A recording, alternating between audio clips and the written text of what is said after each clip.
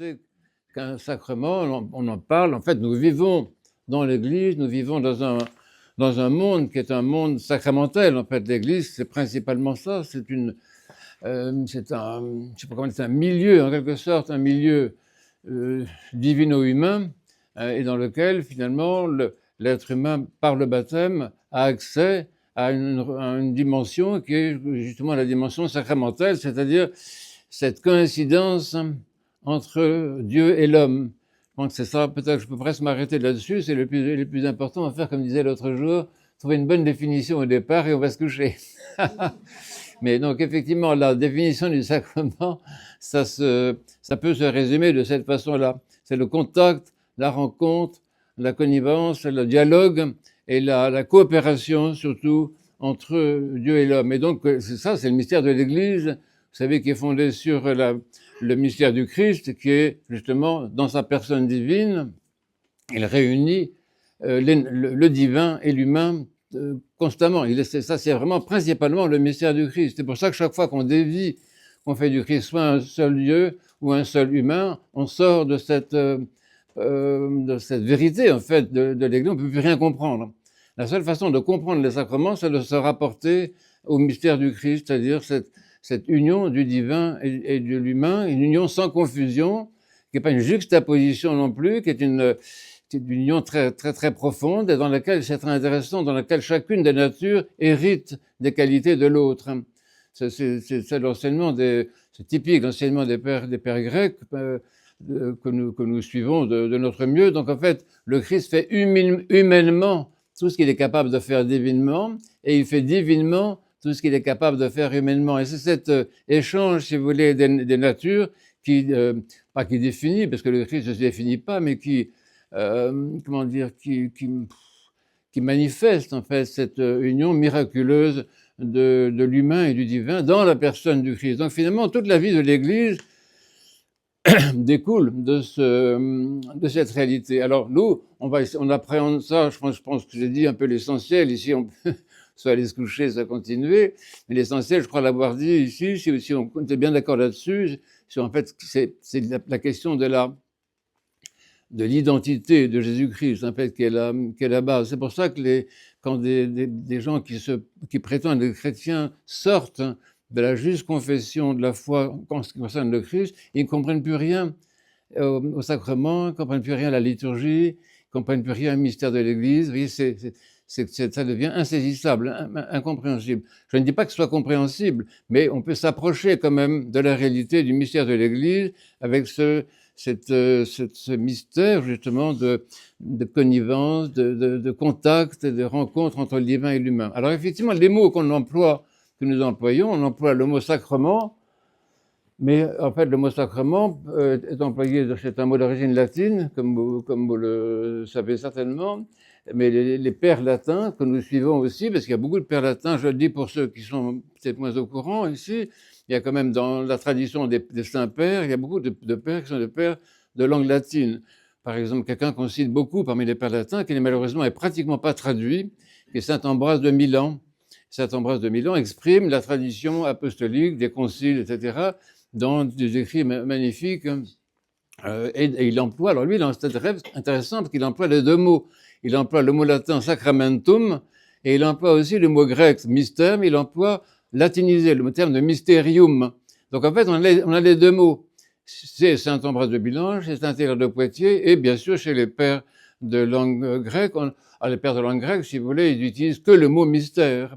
Mais ce qui est intéressant, c'est que les pères latins, qui étaient assez informés, surtout Saint-Hilaire de Poitiers et Saint Ambroise, ils emploient les deux mots, ils savaient très bien. Alors, en fait, ces deux mots sont les deux mots clés pour appeler ce que nous faisons dans l'Église, ce que nous venons de faire en célébrant la Divine Liturgie, ce que nous avons fait juste avant avec l'onction des malades, enfin bon, l'ensemble de la vie sacramentelle sur laquelle on peut revenir. Donc ces deux mots sont très importants. Le terme de sacrement ou sacramentum en latin, il a un sens très fort, ça veut dire consacrer.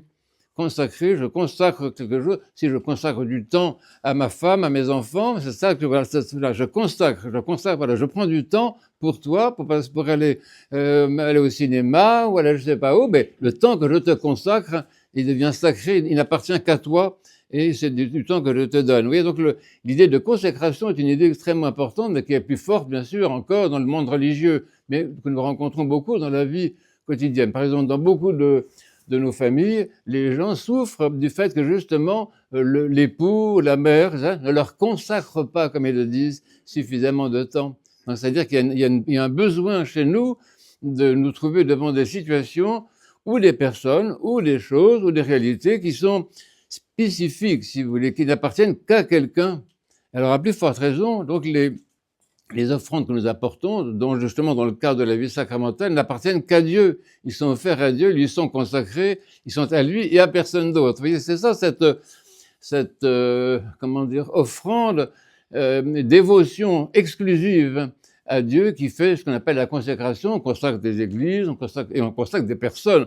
Vous tous qui êtes ici débaptisés dans la vraie foi, vous êtes des personnes qui sont consacrées par le baptême. C'est-à-dire que vous appartenez à Dieu et à personne d'autre, même pas au chef de l'État. Il faut savoir aussi, quand on est chrétien dans une société civile, il faut savoir qu'on appartient à Dieu par le baptême et qu'on n'appartient pas justement à ce monde, même si on est présent autant que possible. Donc le terme de sacramentum, il est très fort.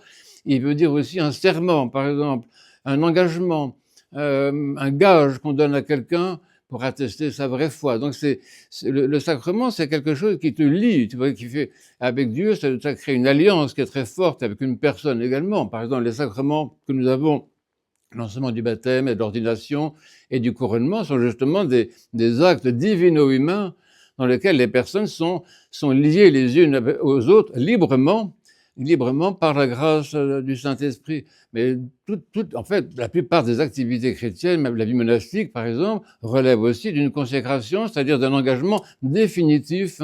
C'est ça qui est important, c'est que le sacrement, il a comment dire, il a une action irréversible. Ça, c'est-à-dire qu'il y a une modification du réel par la grâce du Saint-Esprit qui fait que c'est comment dire, une modification définitive.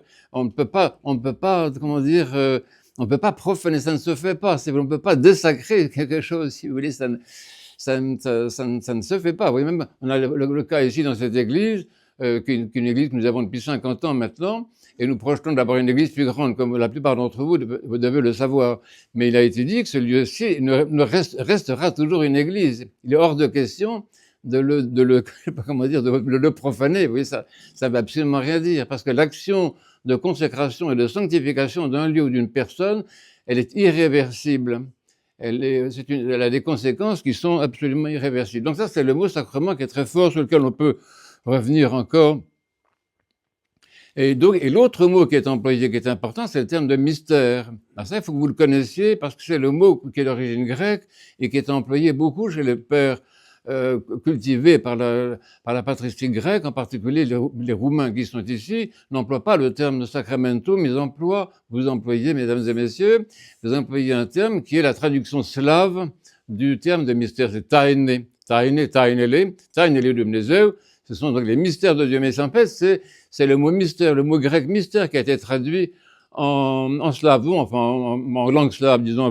Mais alors, ce mot mystère est très important. C'est vrai qu'en français, il a une connotation un peu ridicule. Un mystère, on pense au mystère de la chambre jaune, je sais pas quoi, des énigmes, comment? Mystère au chocolat. Oui, surtout, mais j'avais pensé d'abord, je n'osais pas en parler parce que je voulais pas distraire l'Assemblée. Mais bien sûr, pour la plupart d'entre vous, mesdames et messieurs, comme disait mon ami que vous connaissez, c'est un dessert. Mais justement, parce qu'il y a quelque chose dans ce dessert absolument exceptionnel auquel chacun d'entre vous peut penser, il y a quelque chose d'indéfinissable. Et tu peux pas. Mais c'est très intéressant de prendre cet exemple-là. Merci, Claude. Père Claude est une grande toujours. Oui.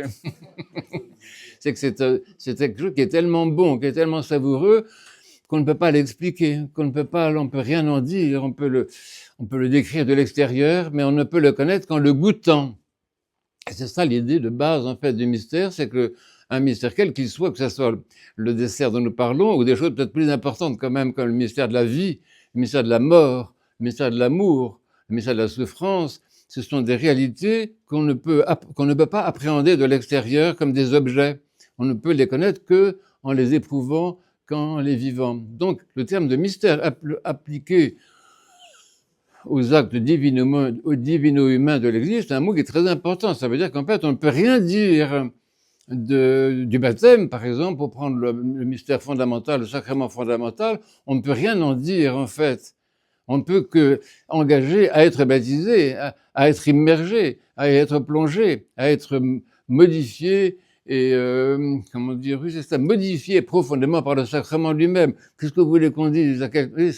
Tu ne peux rien dire de l'extérieur de cette réalité mystérique qui n'est, au fond, c'est une réalité qui n'est qu'intérieure et qui ne peut être connue que par l'expérience et par le ressenti intérieur, l'expérience intérieure, l'expérience spirituelle, c'est-à-dire par une expérience qui est en fait une expérience mystique. Alors ça, c'est très important parce qu'en France, aussi le mot mystique, c'est un mot qu'on n'emploie pas parce que ça fait bizarre, etc. Mais dans la tradition orthodoxe, c'est un terme fondamental parce que la connaissance dans l'Église des Pères, c'est une théologie mystique. Ça, vous le savez parfaitement, mais il ne faut pas avoir peur des mots non plus. C'est pas parce qu'un mot est galvaudé et mal vu dans la culture générale qu'il faut éviter de l'employer. Le terme de mystique comme le terme de mystère sont des termes fondamentaux pour désigner la façon dont on connaît Dieu, la façon dont on connaît la réalité, la façon dont on se connaît soi-même, c'est-à-dire en fait par expérience, enfin pour parler simplement. Donc le terme de mystère est très important. Voilà. Et donc les deux termes de sacrement et de mystère se rapportent à la même réalité, c'est-à-dire à des actes qui sont faits en synergie avec Dieu. Ça qui est important, si vous voulez, ce ne sont pas des actes unilatéraux, ni de Dieu, ni de l'homme. Ce sont des actions qui ont comme auteur principal et exclusif, d'ailleurs, qui ont comme auteur exclusif le Christ, hein. Mais ces actions qui ont comme auteur exclusif le Christ, justement, réalisent, selon son mystère à lui, son mystère divino-humain, c'est intéressant, ces actions réalisent la rencontre, le contact, la communion, la communication, l'imbrication, en quelque sorte, du divin et de l'humain, sans qu'il y ait de confusion. Sans qu'il y ait de confusion, ça c'est extrêmement important. C'est-à-dire qu'en fait, dans, je sais pas, la consécration de l'eau que nous avons faite récemment, eh bien, il y a eu cette rencontre. Vous avez entendu les prières de l'épiclèse qui sont extrêmement importantes. Donc en fait, sous la tête du Christ, qui est l'auteur véritable de cette action sacramentelle, se réalise une rencontre de l'humain et du divin et qui transfigure, qui transforme cette eau et en fait ce que nous la reconnaissons être, c'est-à-dire l'eau du Jourdain lui-même, c'est-à-dire un événement tout à fait miraculeux, tout à fait extraordinaire. Donc cette transformation miraculeuse d'une réalité se fait par la rencontre du divin et de l'humain sous la tête du Christ qui est l'auteur principal l'auteur exclusif. Nous ne sommes pas, c'est assez important, personne d'entre nous dans l'Église n'est l'auteur des sacrements, vous voyez. Mais les sacrements que nous célébrons toujours ensemble, c'est-à-dire prêtres et fidèles, c'est extrêmement important. Le prêtre ne peut pas les accomplir seul et les fidèles ne les accompliront pas non plus sans l'évêque ou sans le prêtre. Ces actions sont toujours des actions du Christ. C'est lui qui agit, même quand il dit faites ceci, faites cela, c'est quand même lui qui est derrière, c'est quand même lui le chef, l'auteur de cette proposition, et c'est lui qui est l'auteur en fait du miracle qui s'accomplit, c'est-à-dire l'union d'une manière ou d'une autre du divin et de l'humain à travers la prière de l'Église. Alors ce qu'on dit beaucoup, justement on insiste beaucoup là-dessus, sur ce que je viens de dire à l'instant, sur cette notion de synergie, donc c'est à peu près ce dont je viens de parler jusqu'à présent. On appelle synergie dans la tradition, ça c'est typique de l'orthodoxie, parce que c'est comment dire, un des points centraux, si je peux dire, de la pensée religieuse des pères que nous suivons. La synergie, ça veut dire agir ensemble. Ce qui est d'une énergie, ce mot-là, vous le connaissez. Bon, mais là, synergie, donc ce sont deux actions qui coïncident, qui œuvrent ensemble pour le bien, principalement pour le salut d'ailleurs. Mais donc cette synergie est absolument indispensable. C'est la raison pour laquelle si quelqu'un ne croit pas en Dieu, par exemple, ce qui est tout à fait son droit, c'est pas ça un problème, mais ne croit pas en particulier dans le Christ de Dieu, il ne peut pas participer au sacrement parce que justement cette synergie ne sera pas possible. Hein. La synergie demande qu'il y ait deux partenaires, un partenaire divin et un partenaire humain, qui soient à égalité en quelque sorte et qu'ils soient des partenaires, je peux dire, sérieux et convaincus, persuadés de ce qu'ils veulent faire. On a un exemple dans l'Évangile que j'aime beaucoup. Vous me dites si je parle trop fort ou trop vite? Comment? C'est parfait. Bon. C'est l'exemple de la femme, la cananéenne. Vous savez, cette dame très sympathique, dont on ne connaît pas le nom malheureusement, ce qui fait qu'on n'a jamais pu la retrouver. Et donc, il vient vers le Christ, parce qu'elle a sa fille qui est malade, etc. Et on a un évangile qui est très intéressant, parce qu'on voit justement comment la synergie se fait entre les deux, entre Dieu et l'homme. Et c'est alors que du côté de la personne humaine, il y a une demande, il y a une sollicitation, il y a une insistance, etc., parce que sa fille est malade, ce que tout le monde peut comprendre. Et du côté de Dieu, il y a une espèce d'attente, de patience, en quelque sorte, qui attend en quelque sorte le mûrissement de la liberté. Ça, c'est très très beau, ça.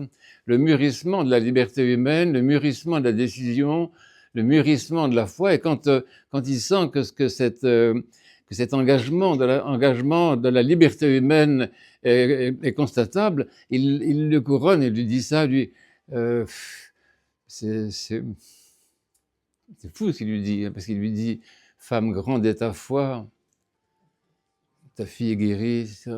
Oui, alors c'est la façon dont Dieu constate le niveau de foi, en quelque sorte, qui est du côté de nous, et que le constatant, et c'est lui qui répond. Vous voyez, donc il y a une façon de remarquer cette synergie qui est absolument spectaculaire. Ça, c'est l'évangile. Ce n'est pas le seul évangile, si vous voulez, qui illustre ça, mais enfin, c'est particulièrement spectaculaire dans cet évangile-là, parce qu'on voit justement comment il y a vraiment un jeu de liberté entre l'homme et Dieu, entre l'être humain, entre la personne humaine et la personne divine, un jeu de liberté, un jeu de consentement, et que finalement il y a un consentement, il y a le consentement du côté humain, mais le consentement du côté divin, ce qui est tout à fait extraordinaire, comme si pour qu'un miracle ait lieu, par exemple la célébration eucharistique, le miracle eucharistique, c'est fondamental, le miracle de la rémission des péchés, après je reviendrai un peu sur les différents sacrements que nous avons, pour que ce miracle ait lieu, il est besoin qu'il y ait un consentement divin, et c'est ça que nous cherchons dans nos prières, probablement.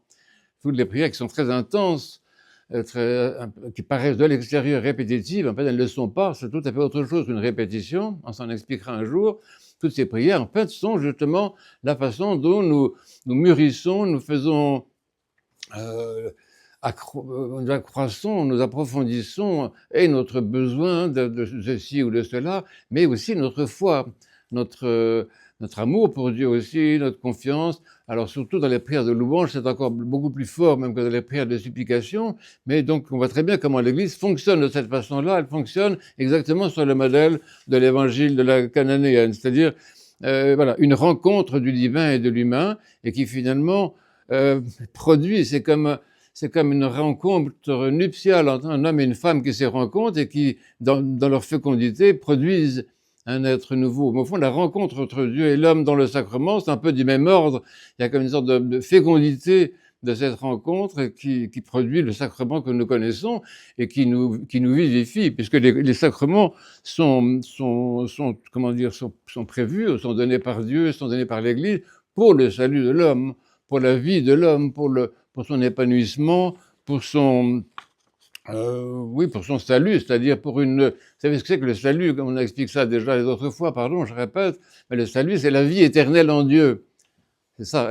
Alors, c'est le fait que le fruit du sacrement puisse être la vie éternelle en Dieu, c'est quand même super important et super intéressant, mais c'est ça le fruit de cette rencontre. C'est ça que cette rencontre nuptiale, en quelque sorte, entre Dieu, entre le divin et l'humain, produit. Et donc, cette rencontre, elle produit le salut, donc c'est la vie éternelle en Dieu, qui, je pense, intéresse tout le monde ici.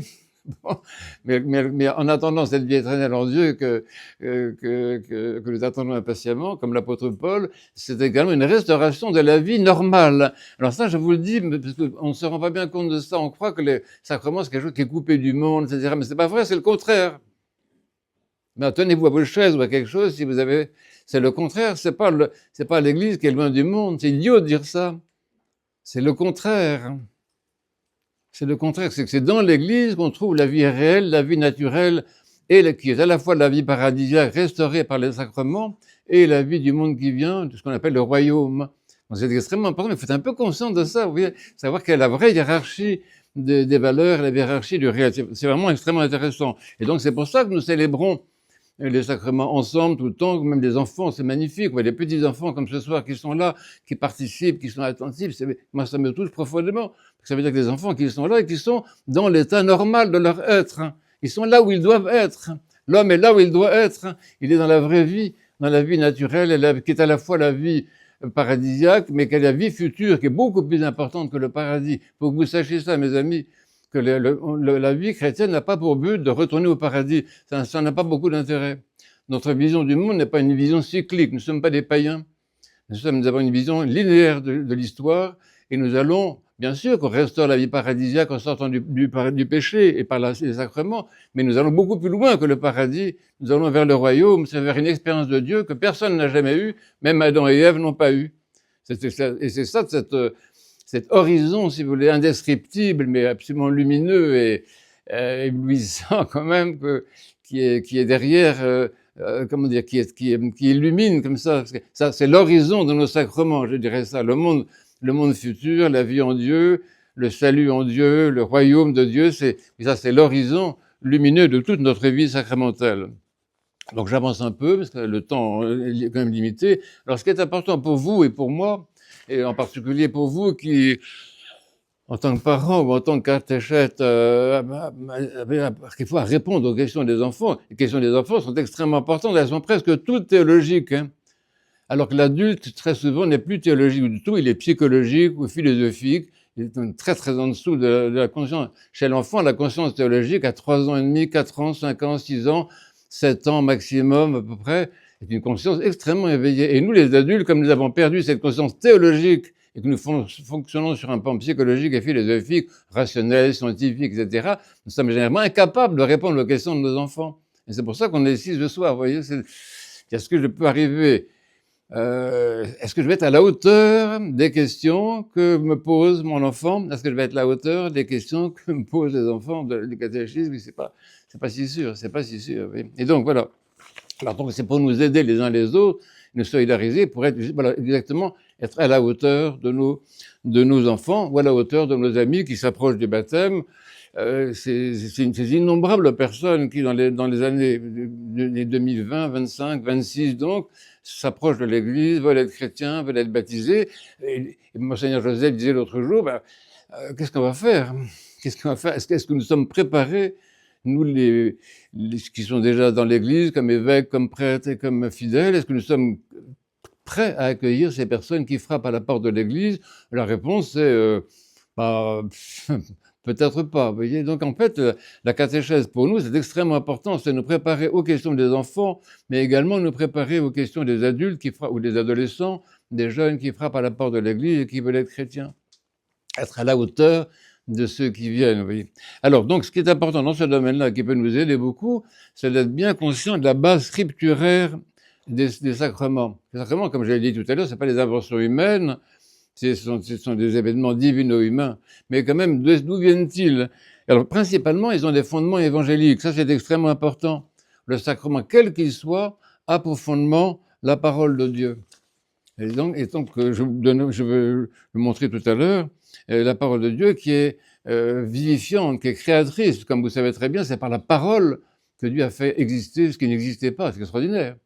Dans la Genèse, etc., et même de loin, on voit que Dieu lui-même guérit quelqu'un de la femme courbée. De loin, il la guérit par sa parole. Il redresse-toi. De loin, sans la toucher même.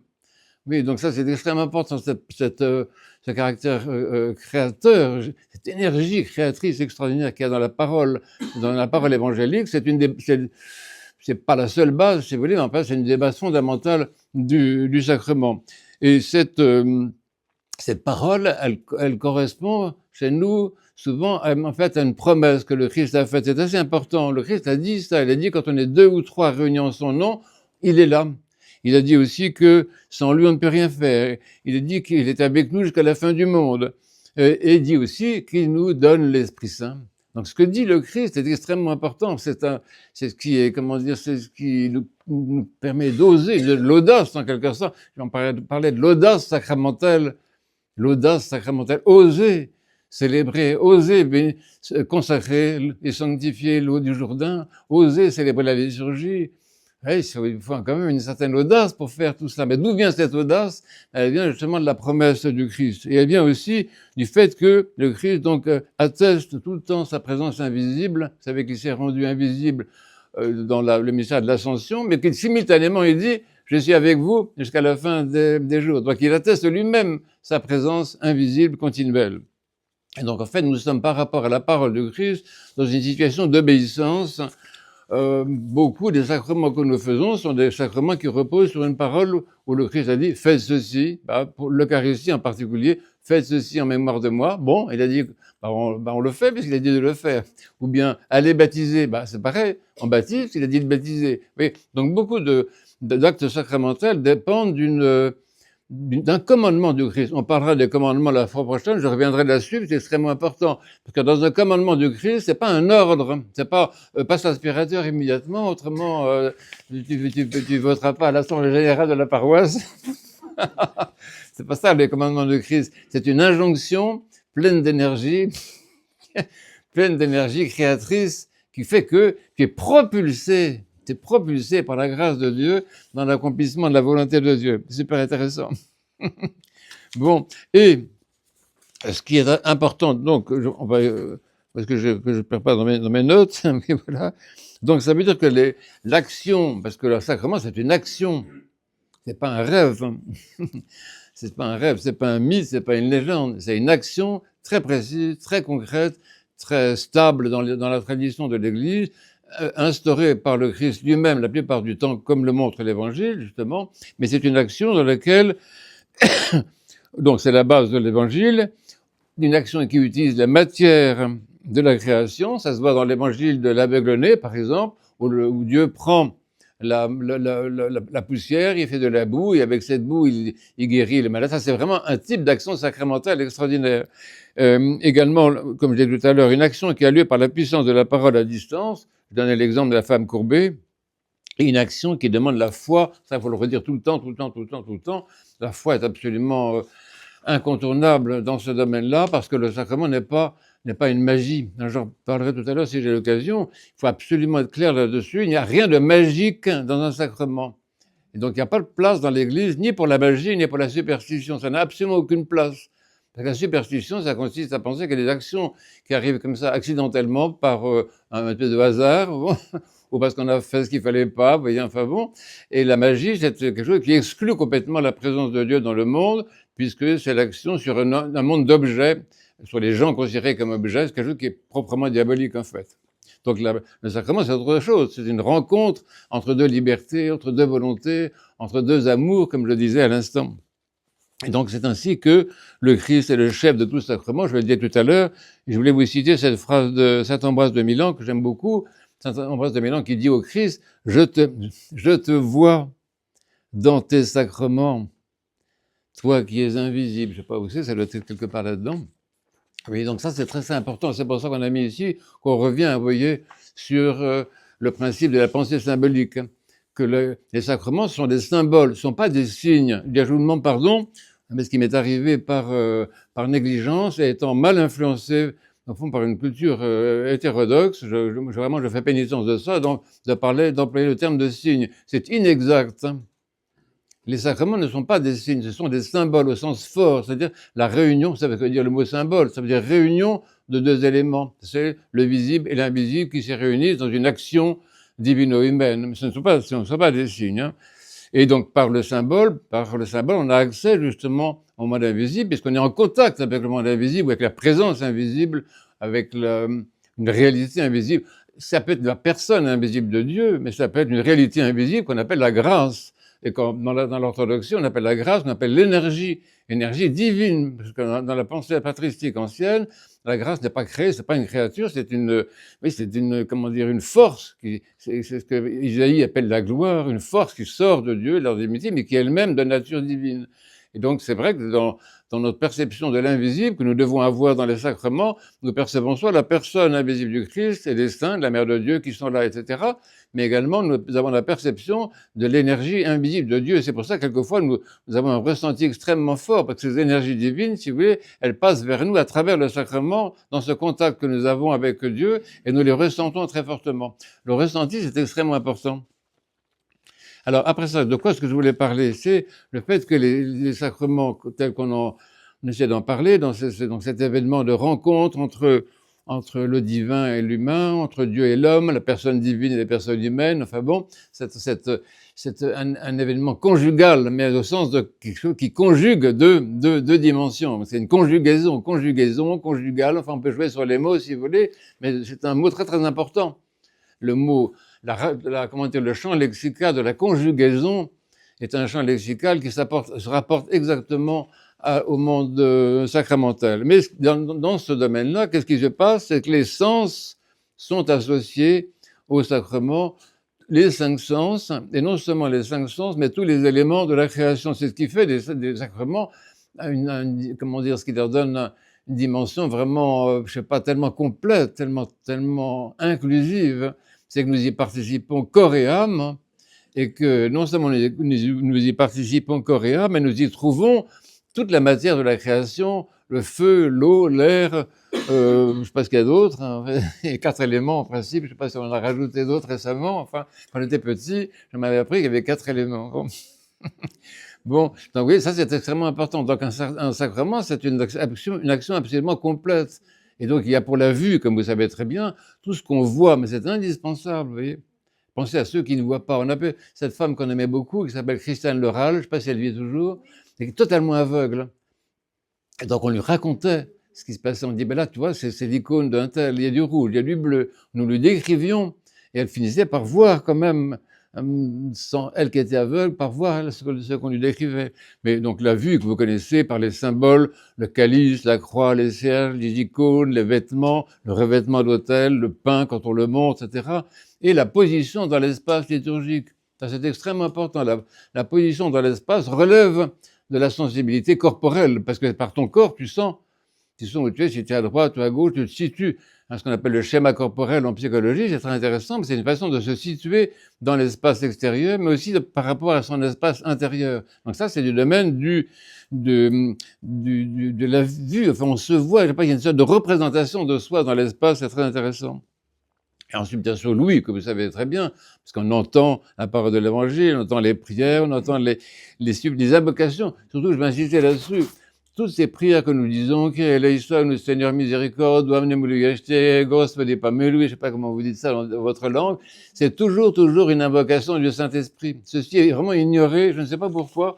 Je dis ça l'autre jour, on m'a dit, ah bon, j'avais jamais pensé à ça. Mais voilà. Donc en fait, nous sommes constamment à invoquer le Saint-Esprit, c'est-à-dire attirer cette grâce du Saint-Esprit sur notre vie, matérialisée par tel ou tel besoin, évidemment. Mais c'est le Saint-Esprit que nous appelons dans cette prière-là. Alors bien sûr, l'odorat, vous savez très bien, moi je vais vite là-dessus, parce que tout le monde le sait, l'odorat, le toucher, le goût, évidemment. Alors on dit, regardez, dans la liturgie des prêtres sanctifiés, qu'est-ce qu'on dit? On chante, goûtez, c'est extraordinaire, goûtez et voyez combien le Seigneur est bon, ou bien combien le Seigneur est doux, c'est dans la traduction gustate et videte en latin. Bon, donc ça c'est quelque chose qui est assez important que vous ne devez pas mettre comment dire, sous le coude. Vous voyez, la participation corporelle, physique, matérielle à la vie sacramentelle, c'est extrêmement important. C'est aussi la raison pour laquelle nous jeûnons pour participer au sacrement, c'est parce que nous faisons participer le corps, la faim, la soif, le désir, même l'éros profond dans notre nature, si bien dans la mesure où il est mis entre parenthèses pour justement participer de manière physique, corporelle, psychosomatique, si vous voulez, à la vie sacramentelle. Le sacrement, c'est aussi loin que possible du monde des idées. Il n'y a pas d'idées, il n'y a pas de réflexion, c'est rien de tout ça. C'est une action divino-humaine dans laquelle tu participes physiquement, exactement quand tu prends ton enfant dans tes bras, ben c'est une action. Ça ne suffit pas de dire à un enfant je t'aime, ben tu le prends dans tes bras et tu lui fais un câlin. C'est ça, le sacrement, c'est ça. Un sacrement, c'est cette manière d'arriver à toucher Dieu ou à être touché par lui, d'avoir un contact physique avec la divinité, comme on le voit dans l'Évangile. Parce qu'on voit très souvent le Christ Dieu, qui approche la main, qui touche quelqu'un, un malade, touche le cercueil, il touche un enfant, il touche même le sable, c'est très beau, un endroit, il dessine sur le sable, on ne sait pas très bien quoi, mais vous voyez, il a un contact, le Christ en tant que Dieu incarné, a un contact physique avec les gens, avec les choses, avec la matière, qui est vraiment étonnant. Et c'est-à-dire que ça donne une valeur aussi à la matière, et ça veut dire aussi que c'est à travers la matière que passe l'esprit, c'est à travers la matière qu'on est en communion avec Dieu, et dans l'Eucharistie, c'est absolument évident, puisque c'est cette matière même-là que nous consommons, que nous buvons. C'est à travers la matière du monde, créée par Dieu, que Dieu nous rejoint et que nous le rejoignons. Bon, voilà, donc alors ce qui est peut-être plus intéressant encore maintenant, c'est... oui, donc je parlais du corps, mais bon, j'ai dit tout à l'heure, je le redis quand même, qu'il y a une participation de l'homme intérieur, de ce qu'on appelle l'âme, c'est-à-dire de tout le ressenti qui est extrêmement important. Saint Simon de Beaune théologien, que j'aime beaucoup, il dit ça, il dit, tu ne peux pas passer ta vie sans avoir ressenti réellement la grâce de Dieu. Et si tu n'as jamais ça, mets-toi vraiment en route en disant, moi aussi je veux ressentir la grâce de Dieu, moi aussi je veux sentir à l'intérieur de moi cette présence du Saint-Esprit, son amour, sa joie, ou le repentir. Moi aussi je veux sentir ça parce que je suis corporel. Je vous ai lu la citation tout à l'heure qu'est-ce qu'il disait ça tout à l'heure, c'était intéressant. C'est saint Ambroise du Milan, toujours, j'aime beaucoup saint Ambroise du Milan, pour le traduire. Si tu étais sans corps, bon, imaginons que vous n'avez pas que des purs esprits. Ça prendrait beaucoup moins de place d'ailleurs, parce qu'on a une petite église comme ça, je pense qu'on pourrait y penser. Bon, enfin, imagine, si tu étais sans corps, les dons incorporels te seraient gratuitement accordés. Mais, puisque l'âme est unie à un corps, Dieu te donne, écoutez bien ça, Dieu te donne l'intelligible dans le sensible. Hein, ça, c'est une pensée qui est fondamentale, qui est reprise par Saint Damascène, par tous les pères grecs. Cette coïncidence du sensible et de l'intelligible, cette coïncidence du divin et de l'humain, cette coïncidence du corporel et de l'incorporel, c'est ça le christianisme, et c'est ça l'espérance liturgique, c'est de ça dont on parle, c'est pour ça qu'on célèbre la liturgie. C'est pas pour nous occuper le mercredi soir, parce qu'il y a bien autre chose. Voilà, donc, oui, je voulais vous parler donc de la suite, c'est-à-dire les sacrements. Quels sont ces sacrements finalement dont on parle? C'est bien, on est ensemble, ça marche. Les divers sacrements et leur symbole principal. Alors ça, c'est important, parce que finalement, de quoi parle-t-on? Je regarde pour voir s'il y a une lumière dans vos yeux, c'est ça. Mais bon, ce qui est important, c'est ce que dit l'apôtre Paul dans l'Épître aux Hébreux, une parole qui est magnifique. Il dit « Vivante est la parole de Dieu ». Et ça, donc notre rapport à la parole de Dieu, c'est pas un rapport intellectuel, philosophique, on essaie de comprendre ça. Non, on a un rapport à une parole de vie, quelqu'un qui est vivant, qui te parle. Nous avons un Dieu, un Dieu qui parle, un Dieu qui dit des choses, un Dieu qui s'exprime, un Dieu qui... Et il parle parce qu'il est vivant, parce que comme vous savez, les morts parlent pas beaucoup. Mais un vivant parle, justement, et Dieu parle parce qu'il est vivant, justement. Et c'est intéressant, parce qu'après la résurrection, il a parlé très très vite, tout de suite, il parle aux femmes, même au jardin de Gethsémani. Il leur parle, et il montre qu'il est vivant, parce qu'il parle. Notre Dieu est un Dieu qui parle. Alors, les sacrements proprement dits, il y a comme si vous voulez, il y a toute une gamme de sacrements qui est beaucoup plus vaste que ce qu'on entend dire dans nos écoles académiques, très influencées par la pensée occidentale, malheureusement. Mais il faut retrouver le sens patristique de la pensée tout le temps. Hein. Et donc, la vie sacramentelle, c'est très, très vaste. Mais il y a quand même, si vous voulez, des sacrements fondamentaux qu'on va repérer, si vous voulez, qui sont évidemment le baptême, évidemment, et je vais vous dire, je vous rappeler, vous le savez, vous les avez sous les yeux, pour chacun des sacrements, la parole fondatrice, en quelque sorte, pour le baptême, ben c'est ça, aller baptiser. Et quel est le symbole du baptême? Ben c'est l'immersion. Mais baptême, ça veut dire immersion, d'ailleurs, donc c'est simple. Ensuite, l'onction du Saint-Crème, quelle est la parole fondatrice? Recevez le Saint-Esprit dans Saint Jean. Et quel est le symbole? L'onction en forme de croix sur tout le corps, sur tout le corps. Ensuite, l'Eucharistie, faites, quelle est la parole fondatrice? Ben, c'est simple, faites ceci en mémoire de moi. Bon, on l'a entendu encore tout à l'heure. Et quel est le symbole? C'est intéressant, le symbole ici, c'est la désignation des dons que le prêtre justement fait. Le prêtre fait ce geste de désigner les dons et d'élever les mains. Ce sont des gestes extrêmement importants qui sont en fait les gestes de l'oblation, de l'oblation. Et donc, ça s'accompagne de la prière au Saint-Esprit qu'on appelle l'épiclèse. Vous devez connaître ce mot-là. N'ayez pas peur d'employer des mots précis. On a dit synergie tout à l'heure, épiclèse.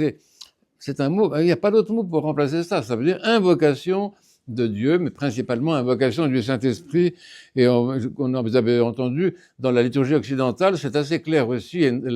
L'invocation du Saint-Esprit, j'ai été attentif tout à l'heure, elle est très explicite aussi, mais dans les liturgie de Saint Jean Chrysostome également, il faut la dire à haute voix, il faut que le prêtre dise ça à haute voix et que le chœur arrête de chanter pendant ce temps-là. On doit entendre cette prière-là, vous voyez, que souvent on n'entend pas parce qu'il y a toujours quelqu'un qui chante quelque chose alors qu'on doit entendre sa prière qui est « Envoie ton Esprit Saint sur nous et sur les dons qui sont présentés ici. » Oui. C'est ça qu'on fait. Oui. Et le prêtre ne le fait pas tout seul dans son coin pendant qu'on chante autre chose. Il le fait avec l'Assemblée, au nom de l'Assemblée, pour l'Assemblée. Oui. Bon, dans les saintes huiles, ce qui est intéressant, l'onction des malades, elle est vraiment fondée sur deux textes, en fait. L'évangile du Samaritain qu'on a entendu ce soir, ça c'est typique. Le Samaritain, vous savez, il prend l'huile et du vin et il met de l'huile et du vin sur la plaie du malade. C'est exactement ce que nous faisons. C'est-à-dire que nous refaisons, nous actualisons exactement l'évangile. On arrive à une définition du sacrement. Le sacrement, c'est ça, c'est actualisation d'une action, actualisation d'un acte, ou réitération, je ne sais pas si le mot est familier pour vous, réitération d'une action de Dieu dans l'évangile. On refait exactement ce qui a été fait là. Et on sait également, c'est dans Saint Marc, que les 12, c'est-à-dire les apôtres, oignaient d'huile beaucoup de malades. Donc on le sait. Donc ça veut dire que les gens le faisaient, les apôtres le faisaient, et nous faisons ce que faisaient les apôtres. Vous voyez, ce qu'on appelle la tradition dans l'Église, c'est pas du traditionnalisme étroit, c'est le fait que nous faisons ce que fait le Christ, nous faisons ce que font les apôtres, mais nous faisons ce que fait l'Église. Vous voyez, c'est pas moi, c'est pas individuel, c'est dans l'Église, voilà ce que nous faisons. Et dès qu'on sort de l'Église, dès qu'on sort de la tradition, on le fait plus. Là, c'est bien ce qu'on constate, vous voyez, on fait n'importe quoi. Mais c'est rester dans l'Église, rester dans ce milieu qui transmet ce qui se fait, ce que le Christ lui-même fait et ce qu'il nous a appris à faire. Dans l'ordination, vous savez très bien, c'est le Christ qui donne la grâce aux apôtres dans plusieurs passages de Saint Luc, de Saint Jean, des Actes des Apôtres, et le symbole, c'est l'imposition des mains. Si vous avez cité les ordinations, vous avez vu ça. L'absolution, encore un sacrement, j'arrive à tout un nom, 1, 2, 3, 4, 5, 6, l'absolution, le pardon des péchés avoués, et ça c'est référencé dans 5, 6, 7 textes, et il y a un symbole qui est très beau, qui est l'imposition de l'étole et de la croix. Et ça c'est très, très important. Par exemple, un de mes amis qui est prêtre, est arrivé à un endroit, il devait rencontrer une personne, et il n'avait pas son étole. Il dit, moi je suis désolé, je ne le fais pas. Je reviendrai tout à l'heure, je rentre chez moi chercher l'étole. Je ne vais pas le faire. Vous voyez cette importance du geste juste, du symbole juste dans un sacrement qui ne dépend pas de la subjectivité du prêtre, des bons sentiments. Bon, loin de tout, on est tous des bons prêtres gentils, c'est pas ça la question, vous voyez. mais il faut que ce soit le Christ qui agisse par le prêtre. Et que le prêtre ne peut être que l'agent, la main, le véhicule de l'action du Christ. Et ça, c'est extrêmement important. C'est pour ça que nous avons des vêtements spéciaux. C'est pas pour faire joli, si vous voulez, mais même les vêtements qu'on met là, ça veut dire que nous désignons par notre habillement même que nous ne sommes pas en représentation, mais que nous sommes les instruments du Christ dans l'Église au service des fidèles et pour la célébration des sacrements. Donc l'ordination, l'absolution, le couronnement qui est le nom donné chez nous au mariage, comme vous savez très bien. Il y a un texte d'évangile derrière lequel, c'est le Christ présent à Cana de Galilée, c'est celui qu'on lit dans le sacrement d'ailleurs. Et quel est le signe? C'est le couronnement justement, qui est la descente du Saint-Esprit sur les époux c'est quelque chose qui c'est au-delà des mots, c'est absolument indicible ce moment-là. Si vous avez des yeux pour voir, on voit ça, tu vois la grâce du Saint-Esprit qui descend sur le couple, comme des couronnes de lumière. C'est impressionnant. C'est impressionnant. Quelquefois, on voit ça, vous voyez. Et il nous est donné très très souvent quand même de voir l'invisible. Et ça, c'est très important. Quand on voit justement ces couronnes-là, on les voit comme des couronnes de lumière qui descendent sur la tête. On s'arrête, mais des prêtres qui s'arrêtent. C'est comme quand on voit l'Esprit Saint descendre sur les dons dans la liturgie, Saint Martin, par exemple, il s'arrêtait de célébrer, parce que quand il voyait ça, il voyait comme il voyait l'Esprit Saint descendre comme un feu. C'est assez fréquent. C'est assez fréquent. Saint Jean de Shanghai, non pas San Francisco, mais de Shanghai, qui était évêque de Shanghai, et martyr à Shanghai, Saint Jean de Shanghai aussi, il est arrivé plusieurs fois, assez fréquemment, il avait cette perception, c'est pas une vision dans le sens, je sais pas comment dire, spectaculaire, mais une perception spirituelle de ce qui se passait effectivement. Et c'était même intéressant parce que Saint Jean, qu'on aime beaucoup, alors quelquefois, il tenait tellement à voir l'invisible, en quelque sorte, que ça pouvait durer assez longtemps. Alors il était dans le sanctuaire, c'est bon, on ferme, normalement on a des rideaux ici. Bref, pendant que l'évêque ou le prêtre invoque l'Esprit Saint, bon, on ne voit pas, le cœur chante des choses très, très importantes à ce moment-là. Bon, et puis ça durait. Il ne revenait pas, alors on envoyait un des gamins par la porte, là, il dit, va voir, qu'est-ce qu'il fait le vieux, là? Il est peut-être mort. Non, il n'est pas mort. Les enfants ne savaient pas exactement ce qui se passait, mais il était incliné comme ça. Non, il vit toujours, il n'y a pas de problème. Bon, alors, ça durait. Alors, les hommes allaient au café, les femmes allaient téléphoner à leurs copines. Enfin, ça durait un certain temps. Et puis finalement, on revenait et il sortait. Et quand il disait « les saints dons sont pour les saints », bien sûr que ça voulait dire quelque chose. Les saints dons sont pour les saints. Quand il élevait les dons, avec pas une certitude mentale, si vous voulez, mais une évidence intérieure, vous voyez. Et quand il sortait avec les dons, avec crainte de Dieu, foi et amour rapprochés, c'est aussi, il était dans une hyper conscience du moment. Oui, il voyait à travers le visible. L'important, si vous voulez, c'est que le visible devienne transparent. C'est ça qui est important. Parce que c'est ça que nous avons perdu, c'était ça la vie paradisiaque. Saint Dumitru, le confesseur, Père Dumitru Stanello, il explique ça beaucoup. Il dit qu'en fait, l'état de chute se manifeste exactement ce qu'on voit quand on sort de l'église, au fond, par l'opacité. C'est un monde qui est opaque. Il y a plus de, c'est des objets, des choses, même les gens deviennent des choses. Bon, toujours, si on dit bonjour madame, bonjour monsieur, oui, regardez que c'est intéressant comment faisait ce qu'on appelle le mauvais riche. Mais ça m'intéresse beaucoup, ce personnage-là, parce que tous les jours, ce monsieur qui avait des beaux vêtements et tout, il descendait, il prenait l'ascenseur, il descendait en bas, etc. Il allait acheter son journal, ses cigarettes, il passait devant Lazare, et il ne le voyait pas. C'est fou quand même. Hein. Jamais, d'après l'évangile, jamais il lui a dit « Bonjour monsieur, comment ça va? Est-ce que je peux faire quelque chose pour vous? Et comment va votre chien? Comment est-ce qu'il s'appelle votre chien ?» Parce qu'il avait un chien, Lazare, comme vous savez. Jamais il n'y a pas...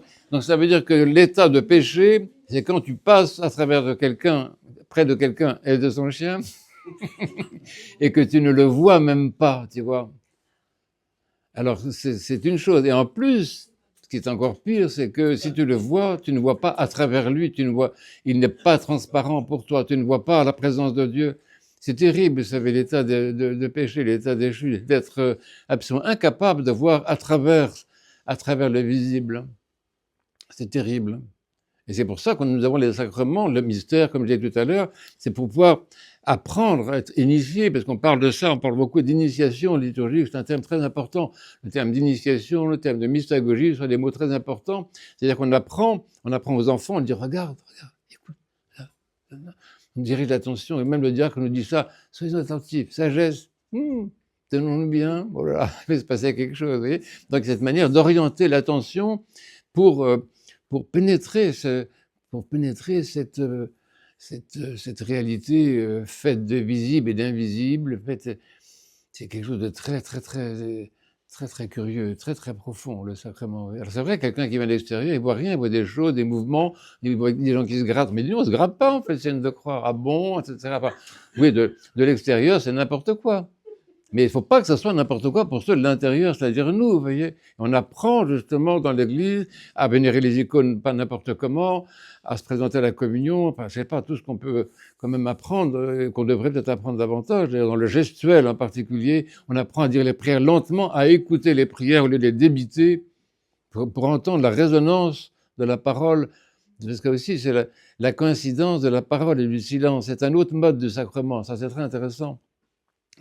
La parole que tu prononces, elle est à l'interface du silence. Et le geste que tu fais dans le sacrement, il est à l'interface du visible et de l'invisible. Pensez à ces choses-là, c'est vraiment très important. Donc, j'en étais où? L'absolution, l'accouronnement. Et alors, ça sont les sacrements fondamentaux. Mais on y ajoute également d'autres actions qui sont aussi des actions sacramentelles. Par exemple, les funérailles, c'est extrêmement important. Les funérailles, qu'est-ce qui est là-bas? Il y a une base évangélique pour les funérailles. Dès qu'il y a une base évangélique, c'est un sacrement, en fait. Hein. Les funérailles, c'est un nom, bon, surtout le texte de Saint Jean, dans lequel le Christ dit « Les morts entendront la voix du Fils de l'homme ». On lit cet évangile-là. Et quel est le symbole? Alors, le symbole, il est souvent très difficile à accepter pour certains, bon, ici en Occident, ou même en Roumanie, ça a tendance à passer... à être, comment dire, évité. Le symbole fondamental dans le sacrement de la funéraille, c'est le cercueil à visage ouvert. C'est ça le symbole fondamental quand tu viens embrasser la croix ou la main ou le petit évangile qui est là ou le front du défunt, que tu viens confesser corporellement la vie, que tu viens voir dans la transparence du défunt qui est là, sa présence, sa personne aimée de Dieu, que tu le vois déjà par rapport à la résurrection, tu le vois dans toute la transparence de cet horizon du salut. Oui. Ça, c'est extrêmement important. Mais on le fait pour les enfants. Je me rappelle pour les funérailles de Père Grégoire Bertrardi, il était chez lui à Versailles. Père Grégoire, quand il était couché, il paraissait beaucoup plus grand encore qu'à la réalité. Il était là, comme ça, bon, c'est sérieux. Et on a été avec les enfants. Ah oui, les enfants, tous étaient là-bas, ils ont été embrassés à sa main, on a dit une prière ensemble. Et moi, je me rappelle des funérailles des gens que j'ai beaucoup aimés, comme le patriarche Théoctiste, c'est extraordinaire. Tu avais 1000 personnes venant rendre hommage à ce très grand évêque qui était le patriarche Théoctiste, mais c'est ça le sacrement, vous voyez, c'est qu'à travers le corps, c'est plus un cadavre, c'est pas un cadavre, c'est le corps de quelqu'un, c'est l'icône de quelqu'un. C'est la chair de quelqu'un et cette chair ressuscitera. Vous voyez, enfin, tout ce qu'on peut dire à ce moment-là. Donc, l'office des funérailles est extrêmement important. C'est pour ça que dans cette paroisse-ci, je veux dire, je dois rendre hommage à vous tous ici présents qui acceptez, même ceux qui le comprennent plus ou moins, ce rite, qui ont toujours accepté qu'on le fasse. On l'a fait pour mon épouse, on l'a fait pour Odile, dont on fait mémoire cette semaine, on l'a fait pour Catherine. Enfin, c'est ça le sacrement des funérailles, vous voyez, le face-à-face avec ce défunt qui ressuscitera. À la base de l'évangile. Ensuite, ça va, vous n'avez pas assez c'est un peu marre, non, ça va ah oui, la sanctification des demeures. Mais c'est un sacrement, mes amis. Pourquoi c'est un sacrement, au sens fort? C'est qu'on lit exactement l'évangile, qu'on fait exactement ce que l'évangile raconte. Donc c'est pour ça qu'il faut arrêter de limiter, comme font les Occidentaux, les sacrements à 7 sacrements, parce que c'est ça qu'on apprend dans les séminaires grecs ou roumains, mais c'est pas ça la réalité. La réalité est beaucoup plus vaste que ça. Et le sacrement de la venue. Qu'est-ce que c'est que dans la bénédiction des demeures, il y a deux choses. Il y a le fondement évangélique qui est très clair, puisqu'on lit l'évangile de Zachée, le chapitre 19, verset 1 à 10 de Zachée, et on refait exactement la même chose. C'est un exemple extraordinaire de ce qu'est un sacrement. Il y a l'actualisation réelle de ce que dit le texte. On fait ce que dit le texte. Et le signe, le symbole, c'est en fait l'entrée du prêtre dans la demeure. C'est dit par les prières. Je ne sais pas si vous suivez ça, mais dans une des prières qui est dite dans l'office de sanctification d'une nouvelle demeure, c'était dit clairement que c'est l'entrée des prêtres qui donne la dimension sacramentale à ce geste. Ça, c'est un cas unique. En fait. Ensuite, qu'est-ce qu'il y a d'autre après ça? Mais le reste aussi, mais c'est pas le reste, c'est aussi important. L'icône, mais l'icône est un sacrement, mes amis. L'icône, c'est pas une chose, c'est pas un objet, c'est pas c'est pas un objet liturgique. Mais arrête, gardons le mot liturgique si tu veux, mais laisse tomber le mot objet quand même. Oui. Objet liturgique. Chose liturgique pendant que vous y êtes. Non, non, c'est n'importe quoi, vous voyez. Non, l'icône est un sacrement et on va en parler. Il y a une séance prévue là-dessus, mais avec les enfants. Et là, justement, je regrette ce que j'ai dit. Il m'est arrivé de dire à tort que c'était le signe visible d'une présence invisible. Le mot signe est à bannir. C'est le symbole de la présence invisible de quelqu'un. C'est fort, fort. Le mot symbole est beaucoup plus fort. Donc l'icône est un sacrement dans le même sens. Et il a une base dans l'évangile aussi, figurez-vous. Ben oui, dans l'évangile selon saint Jean 12, quand le Christ dit « Qui me voit, voit le Père ». Ah, il donne la définition même de l'image. Ensuite, d'autres sacrements que nous avons, qui sont peut-être moins impressionnants, mais la croix elle-même est un sacrement. Pourquoi est-ce que nous embrassons la croix? C'est pas de la superstition, c'est pas de la magie, mais nous embrassons dans la croix celui qui est là, celui qui est là, celui qui est sur la croix, celui qui est vainqueur de la mort, etc. Vous voyez, c'est très important. Vous savez que le dernier concile œcuménique, il y a 7 conciles œcuméniques, je vous le redis parce que on oublie les choses. Le dernier concile œcuménique a prescrit la vénération de l'icône, de l'évangile et de la croix. C'est-à-dire qu'il a désigné ces 3 éléments comme des éléments sacramentels. Quand tu embrasses l'icône, c'est le Christ que tu embrasses. Quand tu embrasses l'évangile, c'est le Christ que tu embrasses. Quand tu embrasses la croix, c'est le Christ que tu embrasses. Vous voyez. Et donc la croix, le Saint-Évangile lui-même, l'eau consacrée dont on a parlé, et les reliques aussi. C'est extrêmement important. Il y a un passage dans le 2e livre des rois où ce sont les ossements du prophète Élie, les ossements du prophète Élie qui sont remplis de la grâce divine et qui contribuent à la guérison d'une personne. Oui. Alors ça, la vénération des reliques, comme vous le savez, est extrêmement importante. C'est pour ça que nous sommes, alors sans discussion, allergiques à l'histoire d'incinération, etc. Ça n'existe pas pour des chrétiens, parce que justement, les reliques, c'est justement le corps transfiguré par la grâce de Dieu. Vous voyez, c'est ce corps sanctifié, c'est ce corps déifié, c'est le corps de quelqu'un qui a communié, c'est le corps de quelqu'un qui a été émergé, c'est le corps de quelqu'un qui a été oint du Saint-Esprit. En tout cas, il a communié au corps et au sang du Christ toute sa vie. Donc ces ossements eux-mêmes sont vivifiés par le corps et le sang du Christ. C'est extrêmement important. On y reviendra aussi là-dessus. Mais c'est pour vous dire que la vénération des reliques fait partie de la liste qu'on peut dresser des sacrements.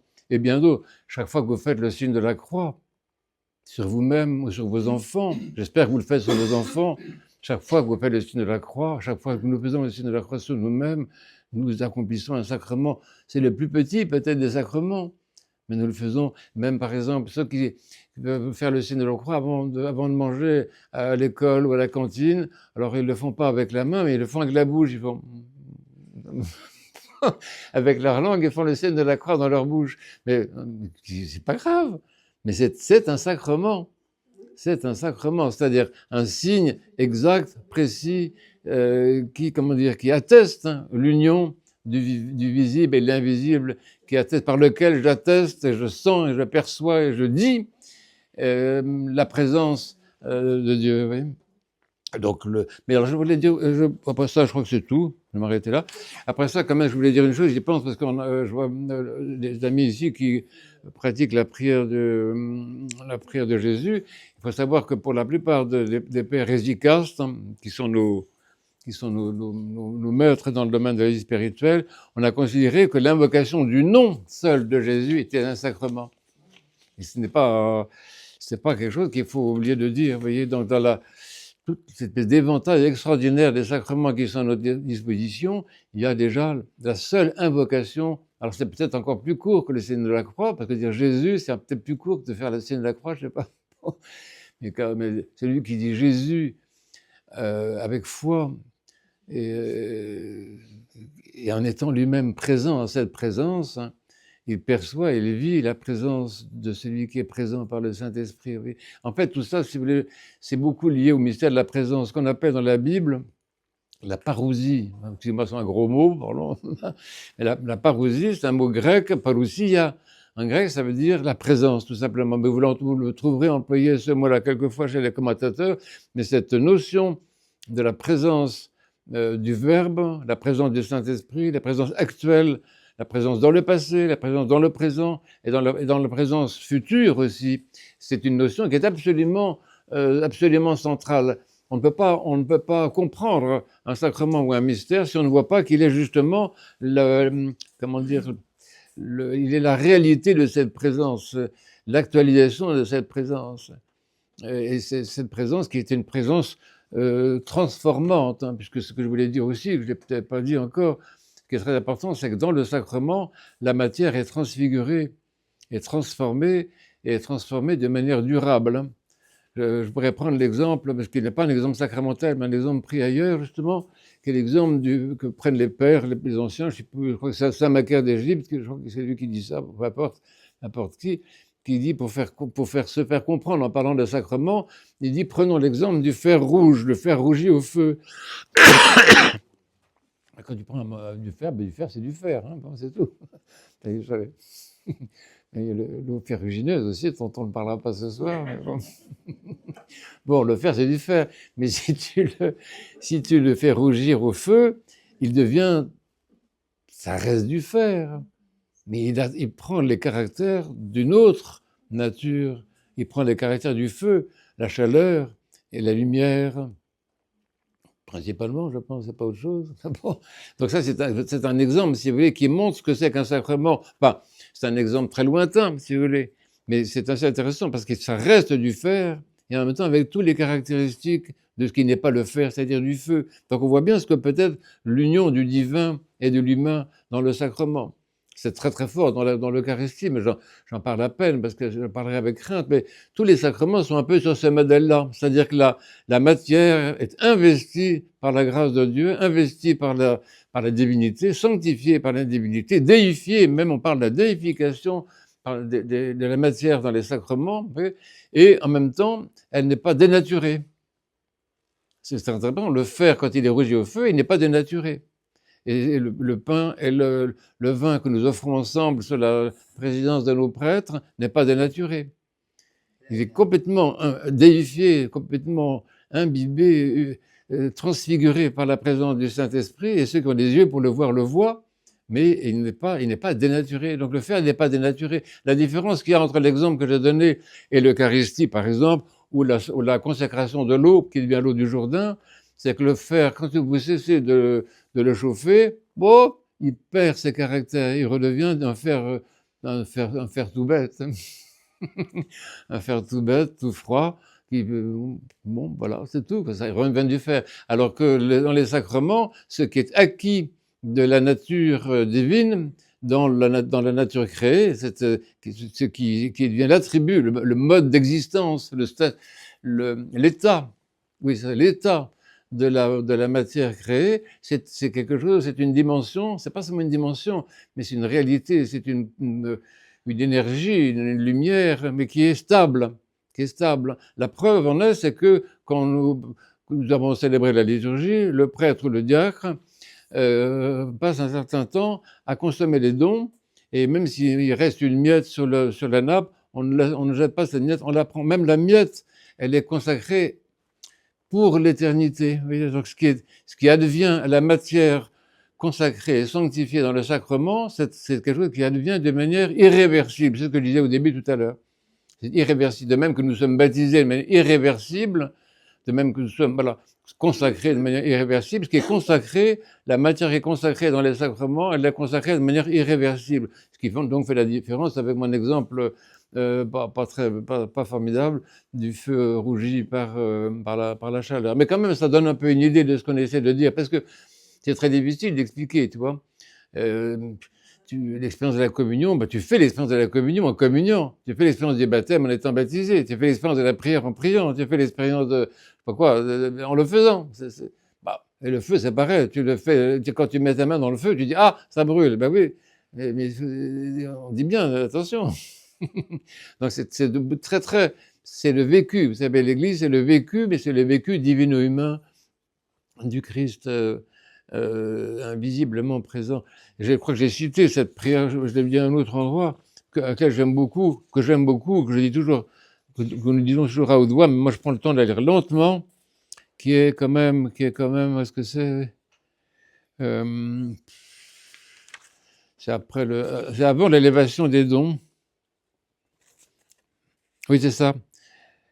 La prière avant la fraction du pain. Mais ça, c'est dans la liturgie selon Saint Jean Chrysostome. Elle n'existe pas dans la liturgie occidentale. Il y a beaucoup de choses qui n'existent pas quand même dans cette liturgie occidentale et qu'on trouve que dans la tradition des pères grecs. Qu'est-ce qu'il dit? Viens nous sanctifier, il s'adresse au Christ. Viens nous sanctifier, toi qui sièges au ciel avec le Père. Mais écoutez ça, c'est comme génial. Viens nous sanctifier, toi qui sièges au ciel avec le Père et qui es invisiblement présent ici avec nous. Et on peut préciser par la grâce de ton Esprit Saint. Oui, c'est ça qu'on dit au Christ quand même dans la liturgie, vous voyez. Et alors ça, c'est ce qu'on appelle le réalisme.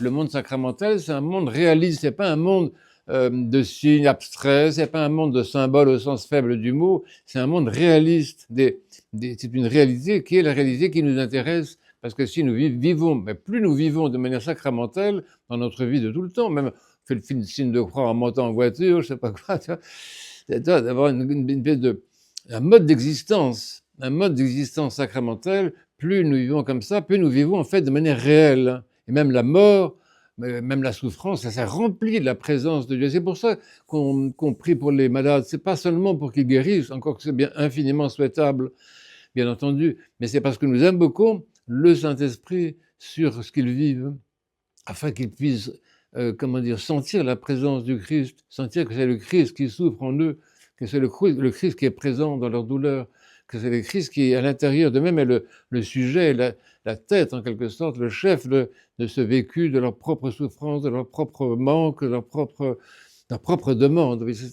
très, très important. C'est l'invocation du Saint-Esprit sur la souffrance, l'invocation du Saint-Esprit sur la condition humaine. C'est ça qui donne la dimension sacramentale de notre vie. Ça a été exprimé par un père que j'aime beaucoup, c'est Saint Nicolas Cabasilas. Il parle de ça, justement. Il a pris une position très forte. Ça revient un peu à ce qu'on disait à propos de la pensée symbolique. Et Saint Nicolas Cabasilas a beaucoup critiqué les commentateurs liturgiques qui voient des allégories partout, des symboles au sens abstrait. C'est pas comme si la liturgie racontait une histoire. Vous voyez, les liturgies, c'est l'évangile raconté aux enfants, ou un truc comme ça. Oui. Et il dit non, pas du tout, ça raconte rien du tout. Mais il se passe quelque chose. C'est ça le sacrement, c'est qu'il se passe quelque chose. Ça raconte rien du tout. Ça raconte absolument pas une histoire du passé. Il se passe quelque chose. Et je dis ça toujours parce que ça fait penser à une amie très très aimable, qui est pasteur protestant. Et cette dame, qui est vraiment très sympathique et bien meilleure que moi, me dit, si pour nous le baptême, il se passe rien. Je dis, mais c'est pas possible, il ne peut pas dire ça. Ben non, il se passe rien. C'est un signe, ça rapporte un événement qui a eu lieu, c'est une manière de se rappeler les choses, mais il ne se passe rien. Et donc ça, c'est très important, parce qu'on peut rencontrer aussi des orthodoxes avec des médailles partout, etc., pour qui il ne se passe rien non plus. Donc il faut être très très vigilant. Est-ce que pour moi, qui vis dans l'Église, comme prêtre, comme fidèle, est-ce que je suis vraiment de ceux pour qui il se passe quelque chose dans l'Église? Est-ce que je suis de ceux qui ressentent ce qui se passe, qui s'arrêtent pour écouter, pour sentir, pour percevoir? Voyez, et aller dans la forêt, si vous aimez les animaux, on va à la forêt le matin comme ça.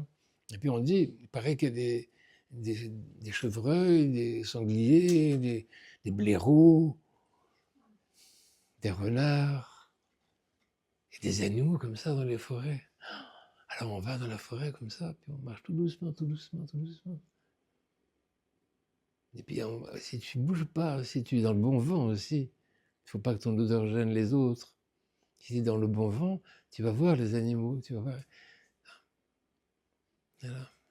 Il ne faut pas bouger. Dans la liturgie, c'est pareil, c'est un peu la même chose. Il ne faut pas trop bouger, il ne faut pas trop se distraire, il ne faut pas s'agiter, il ne faut pas faire des gestes brusques, il ne faut pas chanter trop fort, il ne faut pas parler trop comme je fais, pour pouvoir attester qu'il y a quelqu'un. Je disais ça à l'université d'été, quelquefois, on rentre de l'église, on dit bah non, il n'y avait personne. Il n'y avait personne à l'église, j'ai rien senti, il n'y avait personne. Pas de Dieu à la maison. Nobody, no God at home.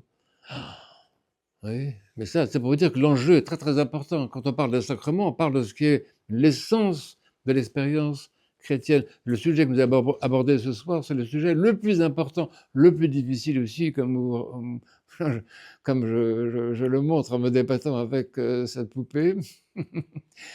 Mais c'est l'essentiel, l'essentiel, l'essentiel, l'essentiel. Même on peut se battre pour les dogmes, filioque, pas filioque, etc. Ça, c'est extérieur, c'est extérieur. Tu peux confesser la vraie foi, avoir le bon credo, mais si tu ne sens pas la présence de Dieu, si tu n'as pas la conscience de la présence du Saint-Esprit, si tu n'es pas capable de t'arrêter pour écouter le battement d'ailes des anges dans la liturgie, bah, ça sert à rien d'avoir le bon credo, vous voyez. La question de l'orthodoxie, je reviens à ça, vous voyez. La question de l'orthodoxie, c'est pas un problème de vraie doctrine. Ça, faut arrêter avec ça complètement. Ça, c'est une vision occidentale des choses. C'est pas la vision orthodoxe. C'est pas une vraie doctrine qui serait opposée à des fausses doctrines. Ça, franchement, c'est primaire. C'est pas ça l'orthodoxie. L'orthodoxie, c'est l'expérience de Dieu par le Saint-Esprit dans l'Église et dans les sacrements. C'est ça l'orthodoxie. Et c'est ça que nous devons chercher. C'est pour ça qu'on se réunit pour en parler. Et nos enfants, qui sont souvent beaucoup plus avancés que nous, quelquefois, ils sentent les choses, justement. Ils sentent les choses. Et le Christ l'a dit, d'ailleurs. Le Christ dit, écoutez, les enfants, faites attention aux enfants, parce qu'ils voient des choses que vous ne voyez pas. Bon, ah bon? Ben oui, le Christ dit ça. Il dit, il voit les gens, il voit les anges quelquefois, vous voyez. Il voit les anges, voilà. Et souvent, beaucoup d'enfants posent la question, est-ce qu'on peut voir Dieu? Mais il faut dire oui. Il ne faut pas rire en disant, ah, il a dit ça, l'enfant. Mais non, c'est vachement sérieux. L'enfant a posé la bonne question. Il a posé la bonne question. On ne rit pas d'une question d'un enfant, vous voyez, parce qu'il pose la bonne question. Et c'est cette question qui se pose à moi. Comment percevoir ça? Comment, notamment dans les sacrements, avoir cette expérience du contact avec Dieu, la perception de sa présence. C'est vrai, on ferme les yeux pour mieux y voir, oui. Ça, c'est bien connu, cette manière de... Je me rappelle, c'était Père Domitrus Danilo, il avait déjà les yeux assez en amande quand même. Mais quand il célébrait, on ne voyait plus les yeux du tout. Parce qu'en fait, j'aimais beaucoup être avec lui. J'ai beaucoup appris de lui parce que quand on le voyait, et on voyait qu'il voyait quelque chose. C'était impressionnant d'être à côté de quelqu'un et d'avoir le sentiment très très fort qu'il est en train de voir quelque chose que tu ne vois pas, mais que tu pourrais peut-être voir un jour ou que tu aimerais bien voir quand même. Alors c'est étonnant, cette perception qu'il avait des choses. Oui. La plupart des saints ont ce témoignage-là. Voilà, pardonnez-moi, mais déjà 22 heures, c'est bon.